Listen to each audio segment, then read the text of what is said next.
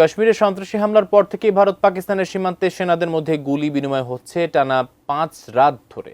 এছাড়া ওই হামলার পর থেকে পাকিস্তানের বিরুদ্ধে একতরফাভাবে দোষারোপ করে একাধিক পদক্ষেপ নিয়েছে ভারত। এর মধ্যে অন্যতম হচ্ছে দুই দেশের মধ্যে সিন্ধু পানি বন্টন চুক্তি স্থগিত করার সিদ্ধান্ত।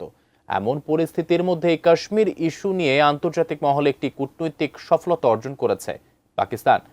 তাহলে কি যুদ্ধের আগেই পরাজিত ভারত? বিস্তারিত জানাচ্ছেন শেখ ফরিদ।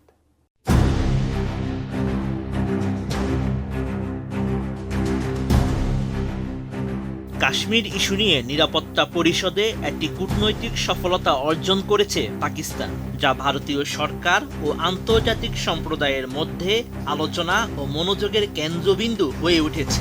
এমন তথ্য জানিয়েছে পাকিস্তানি সংবাদ মাধ্যম দ্য নিউজ ইন্টারন্যাশনাল। পাকিস্তানি সংবাদ মাধ্যমটি জানায়, ভারত শাসিত কাশ্মীরের পেহেলগামে সাম্প্রতিক সন্ত্রাসী হামলার ঘটনায় ভারত ও পাকিস্তানের মধ্যে চরম উত্তেজনা বিরাজ করছে। এই ঘটনার জেরে একটি বিবৃতি দিয়েছে জাতিসংঘের নিরাপত্তা পরিষদ। ওই বিবৃতিতে ভারতের প্রত্যাশা অনুযায়ী কঠোর ভাষা ব্যবহার করা হয়নি, যা আন্তর্জাতিক অঙ্গনে পাকিস্তানের জন্য একটি বড় কূটনৈতিক সাফল্য হিসেবে দেখা হচ্ছে। কারণ 2019 সালের পুলওয়ামা হামলার পর যে কঠোর ভাষায় ভারতের পক্ষে বিবৃতি এসেছিল, এবার তার পুনরাবৃত্তি ঘটেনি।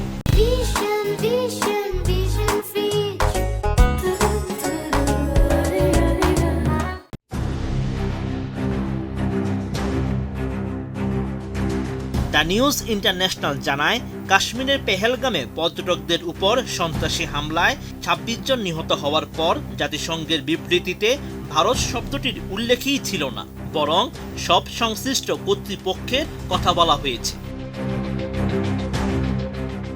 ওই বিবৃতির খসড়া প্রস্তাব করেছিল যুক্তরাষ্ট্র, তবে তা নিরাপত্তা পরিষদের সদস্যদের মধ্যে সর্বসম্মতভাবে গৃহীত হয়নি।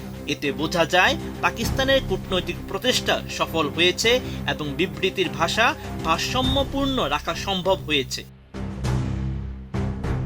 প্রতিবেদনে আরও বলা হয়েছে, বিবৃতিতে জম্মু ও কাশ্মীর শব্দগুচ্ছ ব্যবহার করা হলেও পেহেলগাম নামটি ইচ্ছাকৃতভাবে এড়িয়ে যাওয়া হয়েছে। ভারতের পক্ষ থেকে এই অঞ্চলকে নিজের অবিচ্ছেদ্য অংশ হিসেবে তুলে ধরার প্রচেষ্টা ছিল, যাতে অঞ্চলটির বিতর্কিত মর্যাদাকে অস্বীকার করা যায়। তবে পাকিস্তানের প্রতিবাদের ফলে বিবৃতিতে সেই প্রচেষ্টা ব্যর্থ হয়। এদিকে এই বিবৃতির পর ভারত ও পাকিস্তানের মধ্যে কূটনৈতিক টানাপোড়েন আরও তীব্র হয়েছে।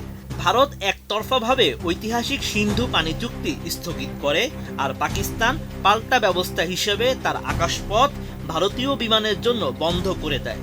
উভয় দেশের মধ্যে উচ্চ পর্যায়ে কূটনৈতিক যোগাযোগও কমে এসেছে। Sheikh Farid, ATN news.